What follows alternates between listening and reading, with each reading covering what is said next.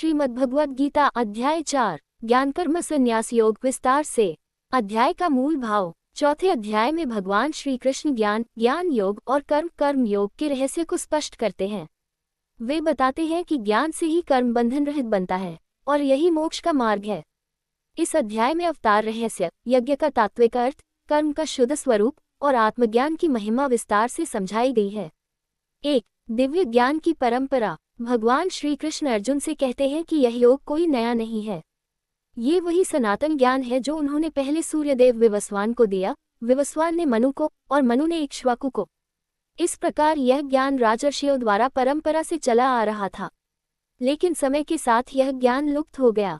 इसलिए भगवान ने अर्जुन को इसे फिर से बताया, क्योंकि अर्जुन उनका भक्त और मित्र था। उंगली से दाहिनी ओर इशारा संदेश। ईश्वर का ज्ञान शाश्वत है, नया नहीं। जब जब धर्म कमजोर होता है तब तब ये ज्ञान पुनः प्रकट होता है। 2. भगवान का अवतार रहस्य। अर्जुन प्रश्न करता है, आप तो मेरे समकालीन हैं, फिर आपने सूर्यदेव को ये ज्ञान कैसे दिया? श्री कृष्ण उत्तर देते हैं, मेरे और तुम्हारे अनेक जन्म हो चुके हैं, मुझे वे सभी स्मरण हैं, तुम्हें नहीं। भगवान कहते हैं कि यद्यपि वे अजन्मा और अविनाशी हैं, फिर भी वे माया के द्वारा अवतार लेते हैं।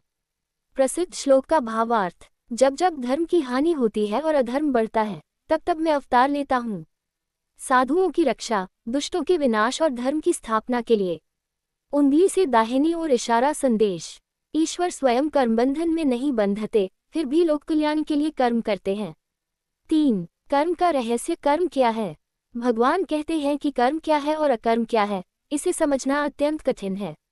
कर्म जो बंधन पैदा करे, अकर्म जो दिखने में कर्म हो पर बंधन न दे। विकर्म निषिद्ध कर्म, जो व्यक्ति कर्म करते हुए भी फल में आसक्त नहीं होता, वही सच्चा ज्ञानी है। उंगली से दाहिनी ओर इशारा महत्वपूर्ण सिद्धांत। कर्म छोड़ना नहीं है, बल्कि कर्म के फल की आसक्ति छोड़नी है। 4. ज्ञानी पुरुष का स्वरूप। ज्ञानी पुरुष फल की इच्छा नहीं करता, अहंकार से मुक्त होता है, सुख दुख में समान रहता है, कर्म करते हुए भी अकर्ता भाव में रहता है। उसके सारे कर्म ज्ञान की अग्नि में भस्म हो जाते हैं। उंगली से दाहिनी ओर इशारा जैसे आग लकड़ी को जला देती है, वैसे ही ज्ञान सभी पापों को नष्ट कर देता है।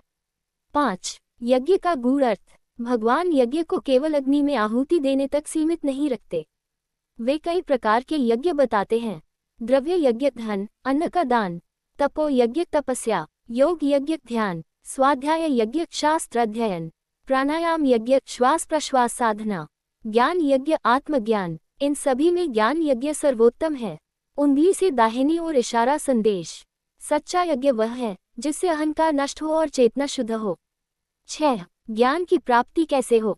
भगवान स्पष्ट मार्ग बताते हैं। श्रद्धा रखो, विनम्र बनो, गुरु की शरण जाओ, सेवा और प्रश्न दोनों करो। जो श्रद्धावान है वही ज्ञान प्राप्त करता है। उंगली से दाहिनी ओर इशारा। श्रद्धा के बिना ज्ञान नहीं टिकता। 7. अज्ञान का नाश। अज्ञान मनुष्य को भ्रम में डालता है, ज्ञान उस अज्ञान को नष्ट करता है। जिसके भीतर ज्ञान का सूर्य उदित हो जाता है, उसके लिए कोई संदेह नहीं रहता, कोई बंधन नहीं रहता, कोई भय नहीं रहता। 8. संदेह का त्याग। भगवान अर्जुन से कहते हैं, संदेहात्मा मनुष्य का नाश होता है, न इस लोक में सुख न परलोक में शांति। इसलिए ज्ञान के शस्त्र से अपने संदेह को काट डालो और योग में स्थित हो जाओ। 9. अध्याय 4 का सार। भगवान अजन्मा होकर भी अवतार लेते हैं।